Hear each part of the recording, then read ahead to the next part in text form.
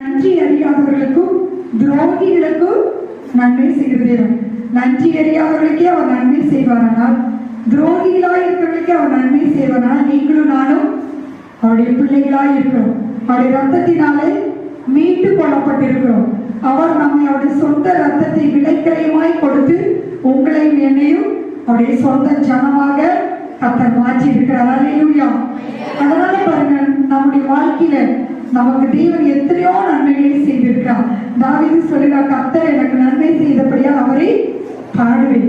நம்ம ஏன் கர்த்தரை ஆராதிக்கிறோம்? நம்ம ஏன் ஆலயத்துக்கு வந்து கர்த்தரை தொழுது கொள்கிறோம், அவரை பாடுகிறோம்? கர்த்தர் நமக்கு செய்த நன்மைகளுக்காக 6 நாட்களும் நமக்கு உழைப்பதற்கு பலனை தந்திருக்கிறார். போகிற இடத்தெல்லாம் போக்கில் வரத்துல கர்த்தர் நம்மை கண்ணின் மணியை போல பாதுகாத்து வந்தார். எல்லா தீங்குக்கும் கர்த்தர் நம்மை விலக்கி பாதுகாத்து வந்தார். இப்படிப்பட்ட தேவனுக்கு நாம் நன்றி சொல்லும்படியாக, கர்த்தரை ஆராதிக்கும்படியாக அவருடைய ஆலயத்துக்கு நாம் கடந்து வந்திருக்கிறோம். சங்கீதம் 65:4 வாசிக்கிறோம், உங்களுடைய பரிசுத்த ஆலயம் ஆகிய உமது வீட்டின் நன்மையாலே திருப்தியாகும். கர்த்தர் நம்ம எதற்காக இந்த இடத்துல கர்த்தர் கூட்டி சேர்த்திருக்கிறார் தெரியுங்களா? அவருடைய ஆலயத்திலே கர்த்தர் நமக்கு நன்மையை வைத்திருக்கிறார். அவருடைய ஆலயத்திலே கர்த்தர் நமக்கு நன்மையினாலே நம்மை திருப்தி ஆக்குற தேவனா இருக்கிறார். நீங்க நினைக்கலாம், எனக்கு எவ்வளவு கஷ்டத்தோடு நான் வந்திருக்கிறேன், போராட்டத்தோடு வந்திருக்கிறேன், மன வேதனையோடு வந்திருக்கிறேன். நீங்க வந்தது போல திரும்பி போக கர்த்தர் விடமாட்டார். அவரை ஆராதிக்கிற அந்த நேரத்துல, அவருடைய வார்த்தைகளை கேட்டுக்கொண்டிருக்கிற அந்த நேரத்துல அவர் உங்களை அவருடைய நன்மையாலே திருப்தி ஆக்க போகிறார்.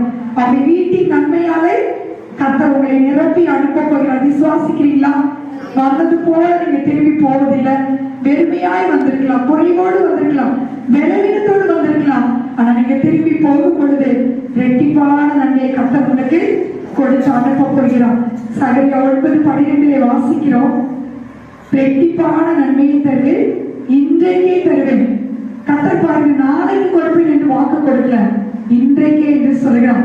இன்று இன்று என்று வேதத்துல எங்கெல்லாம் வருகிறதோ அந்த வாக்கு தத்தத்தை அன்றைக்கே நாம் சுதந்திரித்துக் கொள்ள போகிறோம். அல்லேலூயா, அல்லேலூயா. நாம் அவருடைய ஜனங்களாக இருக்கிறோம். அவர் அளிக்கிற நன்மையால கர்த்தர் நம்மை திருப்தி ஆக்க போகிறோம். என் ஜனங்கள் நான் அளிக்கும் நன்மையினால் திருப்தி அவர்கள் என்று வாக்கு கொடுத்திருக்கார்.